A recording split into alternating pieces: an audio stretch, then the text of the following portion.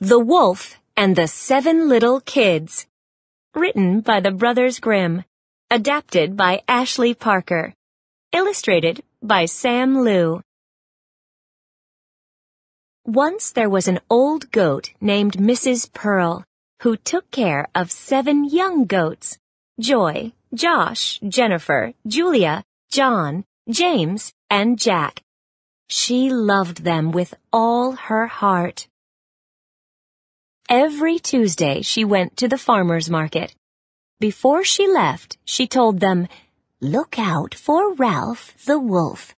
He will disguise himself and try to trick you into letting him in. You are all smart, so I know you will notice his rough voice and black feet." Her children replied, "Dear Mother, we will take care of ourselves. Do not worry about us."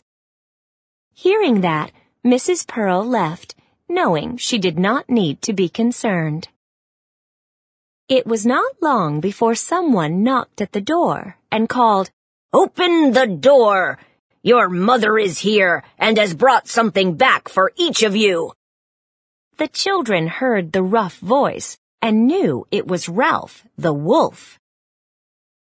"We will not let you in," they cried. "You are not our mother. She has a soft, pleasant voice. Your voice is rough. You are the wolf." So Ralph went away and asked the shopkeeper for a lump of chalk. He knew that if he ate it, his voice would be soft. Ralph then went back to Mrs. Pearl's house and knocked at the door. "Open the door," he called softly. "Your mother is here and has brought something for each of you." But Ralph was not clever enough, and he put his black paws against the window. The children saw them and cried, "We will not let you in. Our mother does not have black feet. You are the wolf." Ralph then ran to the baker and said, "I have hurt my feet. Rub some dough over them for me." The baker did as Ralph asked. Next, he told the baker, "Pour some flour over my feet." The baker thought these were strange requests, and he refused. He had a feeling that Ralph was using the dough and flour to disguise himself so he could trick someone. Ralph warned him, "If you will not do it, I will make sure no one will ever buy bread from you again." The baker was afraid of this, so he made Ralph's paws white. For the 3rd time, Ralph went to Mrs. Pearl's house and knocked on the door. With his soft voice, he said, "Open the door for me, children. Your dear mother has finally come home and has brought something back for everyone from the farmer's market."